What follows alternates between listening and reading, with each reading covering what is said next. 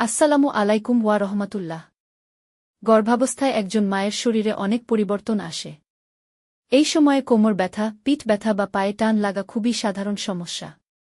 কিন্তু এই ব্যথা যখন অসহ্য হয়ে ওঠে তখন দৈনন্দিন কাজ করা কঠিন হয়ে পড়ে। কেন এই ব্যথাগুলো হয়?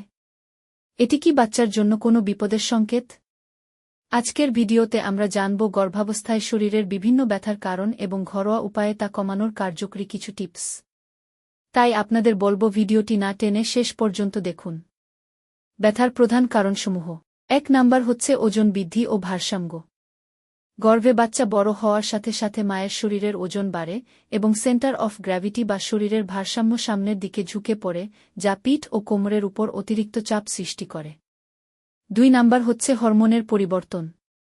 গর্ভাবস্থায় রিল্যাক্সিন নামক একটি হরমোন নিঃসৃত হয়, যা শরীরের জয়েন্ট এবং লিগামেন্টগুলোকে নরম করে দেয়।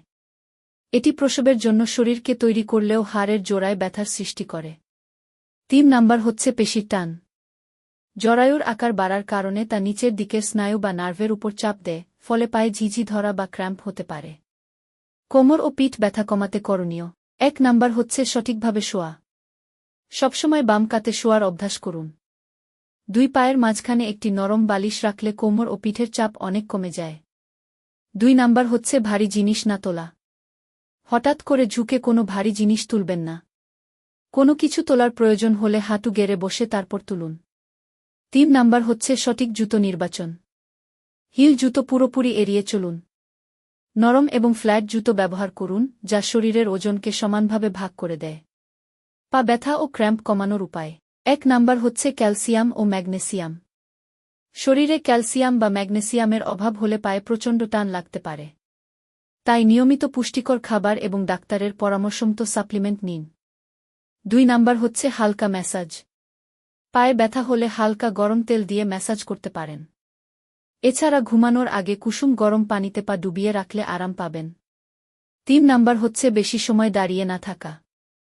একটানা অনেকক্ষণ দাঁড়িয়ে থাকবেন না। কাজের মাঝে মাঝে পা ছড়িয়ে বিশ্রাম নিন। কখন ডাক্তারের কাছে যাবেন? ব্যথা যদি তীব্র হয় এবং সাথে জ্বর আসে, প্রস্রাবে জ্বালাপোড়া থাকে অথবা পা অস্বাভাবিক ফুলে যায়, তবে দেরি করবেন না।